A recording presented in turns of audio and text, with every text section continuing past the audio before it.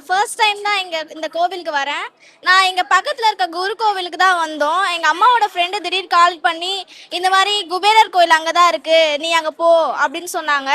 இங்கே வந்தா இங்கே எல்லாமே ரொம்ப கூட்டமா இருக்கு. நாங்கள் இவ்வளோ நான் எதிர்பார்க்கவே இல்லை இங்கே இவ்வளோ கூட்டம் இருக்கும்னு. இதை விட என்ன சர்ப்ரைஸ்னா உள்ள வந்து குபேரருக்கு மேல சிவன் இருக்கிறது தான் நாங்க எப்படி சொல்றது எதிர்பார்க்கவே இல்லை. ஆனா ஃபர்ஸ்ட் டைம் வரதுனால நான் எங்க அம்மா கிட்ட சொன்னேன், வேண்டாமா நம்ம இங்க இருந்தே பார்த்துட்டு போயிடலாம் அப்படின்னு. வேணாம் வேணாம் வா, இவ்வளவு தூரம் வந்துட்டோம், உள்ள போய் பார்க்கலாம். ஆனா ரொம்ப நல்லா இருந்துச்சு. ஃபர்ஸ்ட் டைம் வந்ததுனால ரொம்ப எக்ஸைட்டிங்கான திங்ஸ்லாம் நிறைய இருந்துச்சு. ரொம்பவே என்ஜாய் பண்ணோம். இன்னொரு தடவையும் இந்த கோவிலுக்கு வருவோம் அப்படின்னு நாங்க எதிர்பார்க்கிறோம்.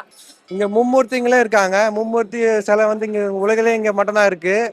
அப்புறம் வந்து இங்க உச்சிர பிள்ளையார் இருக்காரு. அப்புறம் வந்து செல்வ முருகர் இருக்காரு. இங்க தெய்வமே 3 வேளையுமே அன்னதானம் போடுவாங்க. என்னுடைய வாழ்க்கையில வந்து நிறைய வந்து சங்கடங்களை சந்திச்சேன்.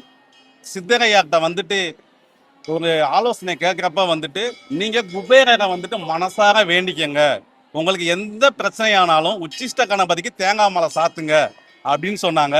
அதே போலயே சித்தரையாவுடைய வாக்கை வந்துட்டு நான் வந்துட்டு நினைச்சு தேங்காய் மலை சாத்தணும்.